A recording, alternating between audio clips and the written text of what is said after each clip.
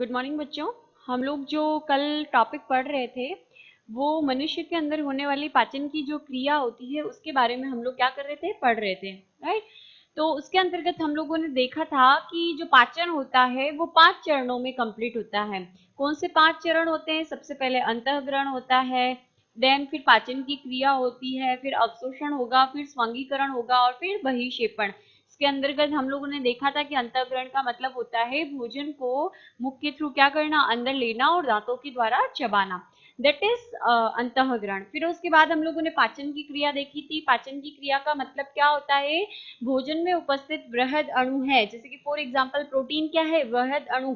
ये पेप्टाइड में टूट रहा है तो पेप्टाइड क्या है, छोटा रूप है ना। तो विभिन्न, और इसको तोड़ने का काम कौन कर रहा है? यहाँ पे मैंने नाम लिखा है उस एरो के ऊपर, ट्रिप्सिन एंजाइम है ना। तो विभिन्न एंजाइम की सहायता से बड़े मॉलिक्यूल को किसमें बदलना, छोटे मॉलिक्यूल में। किसके सहायता से? एंजाइम की सहायता से। और किस मॉलिक्यूल को? विभिन्न तत्व, पोषक तत्व जो उपस्थित होते हैं भोजन के अंदर, उन तत्वों को, है ना। तो पाचन की क्रिया जो है वो हम लोगों ने कल थोड़ा बहुत पढ़ा था, जिसके अंदर हम लोगों ने देखा था कि पाचन की जो क्रिया होती है वो 3 जगह पे होती है हमारे शरीर में। पहला मुख, मुख के अंदर लार जो होती है वो पाचन का काम करती है। क्यों करती है? क्योंकि लार के अंदर कौन सा एंजाइम होता है, ये यहाँ पे आया हुआ है, देखो, स्टार्च होता है, पोषक तत्व, जिसको ये एमाइलेज एंजाइम किस में बदल देता है, माल्टोज में। ये क्रिया लार में भी होती है ना। तो लार के द्वारा जो एमाइलेज एंजाइम स्रावित होता है लार के अंतर्गत, वो जो है माल्टोज जो है वो बनाता है, किसको तोड़कर, स्टार्च को तोड़कर। ये पहला पाचन था। फिर उसके बाद सेकंड पाचन की क्रिया होती है, जो भोजन जो है वो मुख में बोलस के रूप में, आगे ग्रास नली और फिर वहां से अमाशय में आता है ना। तो अमाशय के अंदर जो है वो पाचन की क्रिया होती है। जनरली वहां पर प्रोटीन और वसा का पाचन होता है। प्रोटीन को जो है वहां पर पेप्सिन एंजाइम जो है वो तोड़ता है। और इसके अलावा सेकंड जो होता है, बच्चों के अंदर जो रेनिन एंजाइम होता है वो पेराकेसिन को, पेराकेसिन क्या है, दूध में उपस्थित एक प्रोटीन होती है जिसको कैसीन में बदल देता है ना, रेनिन एंजाइम। फिर उसके बाद हम लोगों ने देखा था कि जो अमाशय होता है इसके अंदर वसा का भी पाचन होता है। वसा को कौन तोड़ता है? लाइपेज जो एंजाइम होता है, जठर लाइपेज एंजाइम जो होता है जठर रस में उपस्थित, वो वसा को किसमें बदलता है, मोनोग्लिसराइड और वसा अम्ल में।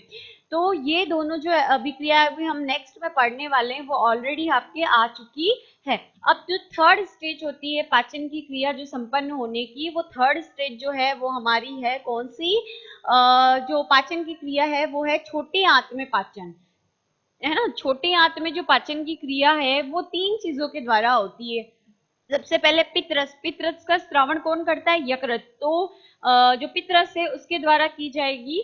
फिर दूसरा है अग्नाशय रस और फिर आंत्र रस। लेकिन पॉइंट ध्यान रखने वाला ये है कि ये सब छोटे आंत के कौन से हिस्से में, ग्रहणी वाले भाग में पाचन की क्रिया करते हैं। इसको कैसे समझेंगे? पित्तरस कौन बना रहा है? यकृत बना रहा है, राइट। अब यकृत की जो मूल इकाई जो होती है, जो कोशिकाएं होती है, उसको हम क्या बोलते हैं? पालिका बोलते हैं, राइट। क्या बोलते हैं? पालिका बोलते हैं। तो ये पालिकाएं जो होती हैं वो क्या करती है? पित्तरस का स्त्रवण करती है। और पित्तरस के अंदर जो पाचन का काम करते हैं वो होते हैं पित्त लवण, है ना। तो जो बिलीरुबिन, बिलीवर्डिन, इस तरीके के, तो ये पित्त लवण पाचन का काम करते हैं। तो ये जो पालिका होती है, यकृत की मूलभूत और संरचनात्मक इकाई होती है। कहने का मतलब ये जो यकृत है वो पूरा कई छोटे छोटे कोशिकाओं से मिलकर बना है, जिन्हें हम क्या बोल रहे हैं? पालिका के नाम से जानते हैं। तो ये पालिकाएं किसका स्त्रवण करेगी? पित्तरस का स्त्रवण करेगी। किसका करेगी? पित्तरस का स्त्रवण करेगी। ये पित्तरस, ये हमारी दाई पाली है और ये ये बाई पाली और ये दाई पाली है ना।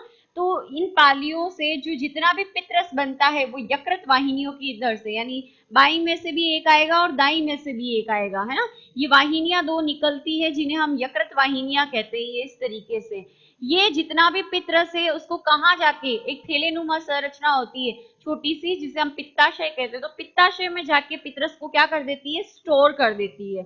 फिर ये पित्ताशय जब जो है भर जाएगा पित्तरस से, और यहाँ पर ग्रहणी वाले हिस्से में क्या आ जाएगा? भोजन आ जाएगा। तो यहाँ से इस पित्तरस से एक यानी इस पित्ताशय से एक वाहिनी निकलती है जिसको मूल पित्त वाहिनी कहते हैं। इस पितरस को बाहर ले जाने का क्या करेगी, काम करेगी। और ये पितरस इधर से होता हुआ यहाँ आएगा और यहाँ पर कौन सी ग्रंथि है, ग्रहणी के बीचों बीच इस तरीके से, ये ग्रहणी वाला हिस्सा है। और ग्रहणी किसका पार्ट है, छोटी आंत का। तो ये जो हमारी ग्रंथि दिख रही है लीफ लाइक, ये होती है अग्नाशय ग्रंथि, है ना। तो अग्नाशय ग्रंथि, और ये अग्नाशय ग्रंथि से कौन सी एक नलिका रूपी संरचना निकलती है जिसको हम अग्नाशय वाहिनी बोलेंगे, है ना। तो ये अग्नाशय रस वाहिनी होती है वो, और ऊपर से कौन सी आ रही है, मूल पित्त वाहिनी। तो ये दोनों मिल जाती है ना, मिल जाती है इस तरीके से, और यकृत अग्नाशय वाहिनी कहलाती है ना। और ये जाकर किसमें खुलती है, ग्रहणी के अंदर। यानी अग्नाशय ग्रंथि से अग्नाशय रस आ रहा है, वो भी कहाँ जा रहा है, ग्रहणी में। और ये यकृत के द्वारा जो पित्त रस आ रहा है वो भी कहाँ जा रहा है, यहाँ पे ग्रहणी में। और ये ग्रहणी की खुद की कोशिकाएं भी क्या करती है, एक रस स्रावित करती है जिसको हम आंत्र रस कहते हैं। तो ये तीन चीजें होती है, ये तीनों ही मिलकर क्या करेगी, पाचन का काम करेगी। समझ में आ गया ये पूरा, ठीक है। ध्यान रखना कि यकृत जो है वो पित्तरस का निर्माण करता है, पित्तरस का निर्माण करती है पालिकाएं, जो कि यकृत की संरचनात्मक और कार्यात्मक इकाई कहलाती हैं। ये जो पालिकाएं जितना भी पित्तरस बनाती है वो यकृत वाहिनी के थ्रू कहाँ जाता है, यकृत वाहिनी के थ्रू पित्ताशय में जाता है। जब पित्ताशय भर जाता है पित्तरस से, तो ये पित्तरस जो है कौन सी वाहिनी के थ्रू, मूल पित्त वाहिनी के थ्रू नीचे की ओर आता है। और ये आके जुड़ता है किससे, यकृत अग्नाशय वाहिनी। यकृत अग्नाशय वाहिनी का निर्माण जो है अग्नाशय से निकलने वाली अग्नाशय वाहिनी और किससे, मूल पित्त वाहिनी के जुड़ने से बनता है। और ये जाके कहाँ खुलेगी, ग्रहणी के अंदर खुलेगी। तो ये इस तरीके से इसका बेसिक हो गया। और आपको ये डायग्राम यानी ग्रंथियों के अंदर ये डायग्राम भी पूछा जा सकता है कि पाचन तंत्र की ग्रंथियों का जो है चित्र बनाइए। तो ये कंबाइंडली आप इस तरह से चित्र बनाओगे। तो अब हम बात करते हैं कि पित्तरस जो होता है वो किस तरह से या किस चीज का पाचन करता है। तो पित्तरस का स्रावण कौन कर रहा है, यकृत कर रहा है। और पित्त, इसके अंदर पित्तरस में क्या उपस्थित होते हैं, पित्त लवण उपस्थित होते हैं। इनके द्वारा वसा के बड़े अणुओं को किसमें बदल दिया जाता है, छोटे अणुओं में, है ना। तो इस क्रिया को हम बोलते हैं वसा का पाइसीकरण कहते हैं। क्या बोलते हैं, वसा का पाइसीकरण। तो वसा के पाइसीकरण के द्वारा जो है क्या किया जाता है, पित्तरस जो है वो वसा का पाचन करता है। यानी वसा के बड़े अणुओं को छोटी छोटी गोलियों के रूप में क्या किया जाता है, तोड़ दिया जाता है। तो ये जो है ध्यान रखना, पित्तरस से वसा का पाचन करेगा। फिर आता है दूसरी ग्रंथि हमारी थी अग्नाशय ग्रंथि, किसका स्रावण करता है, अग्नाशय रस का स्रावण करती है। ठीक है, अग्नाशय जो रस है उसको पूर्ण पाचक रस के नाम से भी जाना जाता है। इसका रीजन ये होता है कि इसमें प्रोटीन, फिर स्टार्च यानी कार्बोहाइड्रेट, वसा और न्यूक्लिक अम्ल यानी डीएनए और आरएनए सभी का पाचन होता है।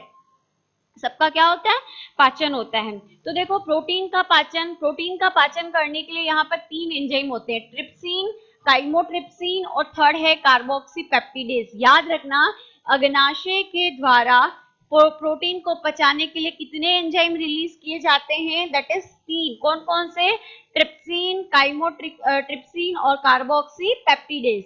तो देखो प्रोटीन को ट्रिप्सिन और काइमोट्रिप्सिन किसमें बदलते हैं, पेप्टाइड में। यानी प्रोटीन बड़ा रूप है और पेप्टाइड इसका कौन सा रूप है, छोटा रूप। अब ये पेप्टाइड जो है वो सबसे छोटा रूप नहीं है, प्रोटीन का सबसे छोटा रूप क्या होता है, एमिनो अम्ल। मतलब ये प्रोटीन जो है वो इस तरीके से कई एमिनो अम्ल अणुओं से मिलकर क्या होते हैं, बने होते हैं। मतलब एमिनो अम्ल ऐसे जुड़ते हैं, पॉलीपेप्टाइड श्रृंखलाएं बनती है। ठीक है, ये पेप्टाइड आ रहा है ना, ठीक। तो ये पॉलीपेप्टाइड श्रृंखला बनती है, लेकिन सबसे छोटी इकाई प्रोटीन की कौन सी होती है, एमिनो अम्ल। ठीक है, तो इस प्रोटीन को किस में बदलना है, एमिनो अम्ल में। तो पहले प्रोटीन पेप्टाइड में बदलता है और फिर पेप्टाइड किस में बदलता है, एमिनो अम्ल। तो पेप्टाइड में तो कौन बदलते हैं, ट्रिप्सिन और काइमोट्रिप्सिन। और ये पेप्टाइड जो बना उसको यानी इस पेप्टाइड को सेम है ये और ये, है ना। तो ये पेप्टाइड जो है वो वापस एमिनो अम्ल में बदलेंगे और कौन बदलेगा इसको, कार्बोक्सी पेप्टिडेज। समझ आ गया। फिर आता है स्टार्च। स्टार्च जो है सेम वही, लार के अंदर जो एमाइलेज पाया जाता है, तो स्टार्च का पाचन हमेशा एमाइलेज करेगा। तो स्टार्च का जो पाचन है वो एमाइलेज कर रहा है और किस रूप में तोड़ रहा है, माल्टोज के रूप में, है ना। फिर यहाँ पर नेक्स्ट जो है 2 और बचते हैं।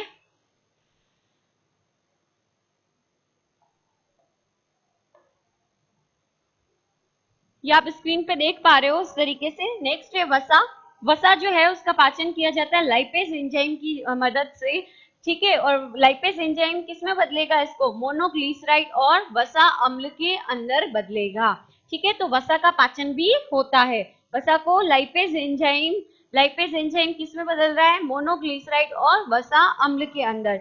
फिर रहता है न्यूक्लिक अम्ल। एक कोशिका होती है उसके अंदर न्यूक्लिक अम्ल कहाँ पाया जाता है, यानी इसके केंद्र के अंदर डीएनए यहाँ होता है कि नहीं होता। तो ये डीएनए और आरएनए ही क्या कहलाते हैं, न्यूक्लिक अम्ल, ठीक है। इन जो है इनको न्यूक्लियस एंजाइम किसमें बदल देता है, न्यूक्लियोटाइड में, ठीक। न्यूक्लियोटाइड आगे जाके फिर टूटेंगे, लेकिन अभी जो यहाँ पर काम होता है कहाँ पर, अग्नाशय रस के द्वारा ग्रहणी के अंदर, वो ये किया जाता है कि न्यूक्लिक अम्ल यानी डीएनए और आरएनए को न्यूक्लियोटाइड में बदल दिया जाता है। तो ये हमारा हुआ पित्त रस और अग्नाशय रस के द्वारा होने वाला पाचन। अभी हम लोग जो नेक्स्ट पढ़ने वाले हैं वो हम ये पढ़ने वाले हैं कि छोटी आंत यानी आंत्र रस। तीसरा कौन सा है हमारा, आंत्र रस।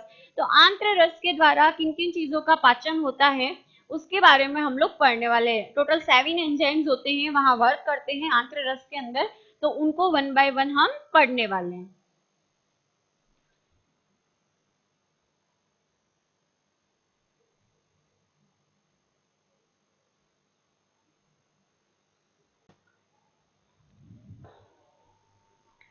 ओके, अब हम लोग पढ़ेंगे छोटे आंत में पाचन में तीसरा पॉइंट जो था आंत्र रस के द्वारा पाचन, ठीक है। तो आंत्र रस के द्वारा हम लोग देखेंगे कि ये 7 स्टेप्स हैं जिनके अंदर आंत जो है उसके द्वारा जो पाचन की क्रिया है वो कंप्लीट की जाती है। सबसे पहला होता है माल्टोज। माल्टोज जो है वो कहाँ बना था, किसके टूटने से बना था, हम लोग देख रहे थे कि स्टार्च के टूटने से बन रहा था कि नहीं बन रहा था। तो किसकी फॉर्म है, कार्बोहाइड्रेट की, है ना। तो माल्टोज जो है उसको माल्टेज एंजाइम किस में बदल देता है, ग्लूकोज के अंदर। फिर लैक्टोज भी शर्करा है, कार्बोहाइड्रेट है, तो लैक्टेज एंजाइम किस में बदल देता है, ग्लूकोज में। फिर आता है सुक्रोज, ये भी शर्करा है यानी कार्बोहाइड्रेट है, इसको सुक्रेज एंजाइम के द्वारा किस में बदल दिया जाता है, ग्लूकोज के अंदर। तो ये तीनों जो चीजें आप लोगों ने देखी है, ये किसका पाचन हुआ है, यहाँ पे कार्बोहाइड्रेट शर्कराओं का क्या हुआ है, पाचन हुआ है। फिर उसके बाद आता है वसा। वसा को वही लाइपेज एंजाइम वसीय अम्ल और किसमें बदल देता है, ग्लिसरोल के अंदर। फिर आता है न्यूक्लिक अम्ल। न्यूक्लिक अम्ल क्या होता है, डीएनए और आरएनए। कौन सा एंजाइम, न्यूक्लियस। अभी इससे पहले हमने अग्नाशय रस के अंदर पढ़ा है इसको। तो किसमें बदल देगा, न्यूक्लियोटाइड और शर्करा के अंदर। आ रही बात समझ में। और यहाँ पर एक चीज ध्यान रखना, ये न्यूक्लियोटाइड जो होते हैं वो किससे मिलके बने होते हैं, ये न्यूक्लियोटाइड बने होते हैं नाइट्रोजनी क्षार और राइबोज शर्करा से। और इनको जोड़ता कौन है, फॉस्फेट समूह जोड़ता है, PO4। तो मतलब ये दोनों आपस में जुड़े हुए रहते हैं फॉस्फेट समूह के द्वारा। अगर ये फॉस्फेट समूह निकाल दो तो ये अलग अलग हो जाएंगे। आ रही बात समझ में। कहने का मतलब है ये न्यूक्लियोटाइड बना है नाइट्रोजनी क्षार और राइबोज के मिलने से, और इनको मिलाने का काम कर रहा है फॉस्फेट समूह। अगर मान लो आप लोग हैं, ये पेपर है, ये पेपर है, इसको चिपकाने का काम कौन कर रहा है, ग्लू कर रहा है या गोंद कर रहा है ना, गोंद कर रहा है। लेकिन अगर आप इस गोंद को निकाल दो तो ये पेपर अलग हो जाएंगे कि नहीं हो जाएंगे। तो सेम वही है कि ये पेपर आप नाइट्रोजन क्षार मान लो और ये वाला पेपर आप राइबोज शर्करा मान लो, ठीक है। अब फॉस्फेट समूह इनको क्या कर रहा है, चिपका रहा है। तो ये कंबाइंडली एक संरचना क्या कहला रहे हैं, न्यूक्लियोटाइड कहला रहे हैं। लेकिन अगर फॉस्फेट को निकाल दो तो क्या बन जाएगा, नाइट्रोजन क्षार और राइबोज शर्करा, मतलब ये और भी छोटा रूप हो जाएगा। तो सेम वही होता है कि ये जो न्यूक्लियोटाइड है उसको फॉस्फेटेज एंजाइम किसको अलग कर रहा है, ये फॉस्फेट समूह को। तो ये जो फॉस्फेटेज एंजाइम है उसकी मदद से नाइट्रोजनी क्षार और राइबोज शर्करा के अंदर बदल दिया जाता है। फिर उसके बाद है डाइपेप्टाइड। पेप्टाइड किससे रिलेटेड है, प्रोटीन से रिलेटेड है ना। ये प्रोटीन जो है उसका रूप है डाइपेप्टाइड। तो डाइपेप्टाइडेज एंजाइम इसको किस में बदलता है, एमिनो अम्ल। क्योंकि प्रोटीन की सबसे छोटी इकाई कौन सी है, एमिनो अम्ल है, ठीक है। तो ये आपका जो पाचन की क्रिया है वो आपकी कंप्लीट होती है। इसके बाद नेक्स्ट चरण कौन सा आता है, नेक्स्ट चरण जो आता है वो हमारा आएगा कौन सा, अवशोषण, फिर स्वांगीकरण और फिर बहिक्षेपण। तो इन तीनों की ही एक एक हम लोग डेफिनेशन के बारे में ज्यादा नहीं आता है, लेकिन अवशोषण स्वांगीकरण इनकी डेफिनेशन जरूर पूछ ली जाती है। तो वन बाय वन उसकी डेफिनेशन हम लोग देखेंगे।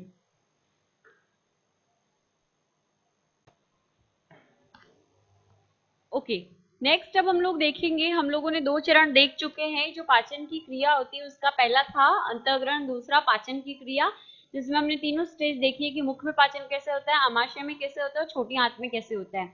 अब पाचन में हम लोगों ने क्या किया था, जो बड़े अणु थे इस तरीके से उसको किस में बदल दिया था, छोटे अणुओं में। क्यों बदला था, क्योंकि बड़े अणुओं को हमारी बॉडी ग्रहण नहीं कर पाती है ना। तो उसी आधार पर अब जो नेक्स्ट स्टेप बनेगा वो हमारा होता है अवशोषण।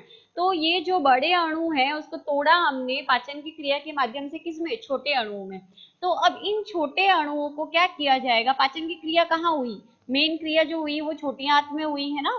तो इस छोटी आंत के अंदर इस तरीके से अंदर जो इसकी, जैसे सपोज यहाँ पचा हुआ भोजन है तो इसके अंदर वाले भित्ति पे इसे उंगली नुमा संरचनाएं होती है जिसको कहा जाता है रसांकुर, है ना।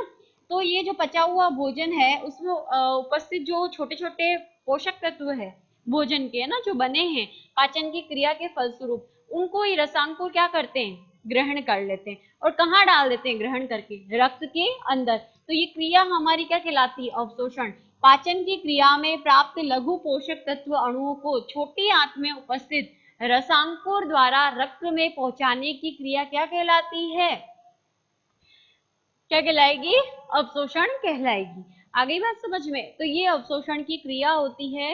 और आपको 1 नंबर में क्वेश्चन पूछा जा सकता है रसांकुर क्या होते हैं। तो छोटी आंत जो होती है उसकी अवशोषण की क्रिया मेनली जो होती है वो छोटी आंत के कौन से हिस्से में होती है, शुद्धांत पार्ट में होती है ना, कि अग्र शुद्धांत में, अग्र शुद्धांत में। ठीक है, तो अग्र शुद्धांत वाले हिस्से में जो है वो अवशोषण की क्रिया होती है। और वहां पर इस तरह से अंदर की तरफ, यानी जो भित्ति है उसके अंदर की तरफ उंगली के समान संरचना पाई जाती है जिन्हें हम रसांकुर कहते हैं। और रसांकुर के ऊपर और छोटी सूक्ष्म संरचना पाई जाती है जिसको सुषमांकुर कहते हैं। ठीक है, तो ये किसका काम करते हैं, अवशोषण का काम करते हैं। फिर आता है स्वांगीकरण। अब जो पोषक तत्व हमने इतनी माताफोड़ी की है, भोजन को लिया है, पचाया है, इतने एंजाइम ने काम किया है, तो क्यों किया है, क्योंकि हमारे शरीर को क्या है, उसकी आवश्यकता है ना। तो अवशोषित पोषक तत्वों को शरीर के द्वारा उपयोग में लेना, जैसे कि प्रोटीन था, प्रोटीन का छोटा एमिनो अम्ल लिया है ना हमने अणु, तो एमिनो अम्ल क्या करेगा, वापस प्रोटीन बनाकर क्या करेगा, मांसपेशियों का क्या करेगा, निर्माण करेगा। प्रोटीन किसमें सहायक है, हमारे मांसपेशियों को निर्मित करने में। आ गई बात समझ में। फिर आता है बहिक्षेपण। अब जो आवश्यक था वो तो ले लिया शरीर ने, अब जो वेस्ट बचा, ऐसा भोजन जो पचा नहीं है, उसके अंदर जितने भी आवश्यक पोषक तत्व थे वो हमने ले लिए हैं, है ना, काम में ले लिए, हमारे शरीर ने अवशोषित कर लिए हैं। तो ऐसे अपचित शेष बचे भोजन को मल के रूप में मलद्वार द्वारा, लास्ट छिद्र हमारा क्या कहलाता है, आहार नाल का अंतिम पार्ट क्या कहलाता है, क्या कहलाएगा, जो है मलद्वार कहलाता है, उसको शरीर से बाहर निकालने की क्रिया क्या कहलाती है, हमारी बहिक्षेपण कहलाती है। नाम है बही, बही मतलब क्या होता है, बाहर, क्षेपण मतलब निकालना। तो वेस्ट जितना भी होता है उसको मल के रूप में शरीर से बाहर निकालना, ये हमारी होती है जो बहिक्षेपण की प्रोसेस। और इस तरीके से हमारा पाचन की क्रिया क्या होती है, यहाँ पर कंप्लीट होती है। अब हम दूसरा तंत्र है वो शुरू करेंगे। तो पाचन तंत्र जो है, यानी जितने भी तंत्र हैं उनमें से हमारा पहला तंत्र जो है वो कंप्लीट होता है।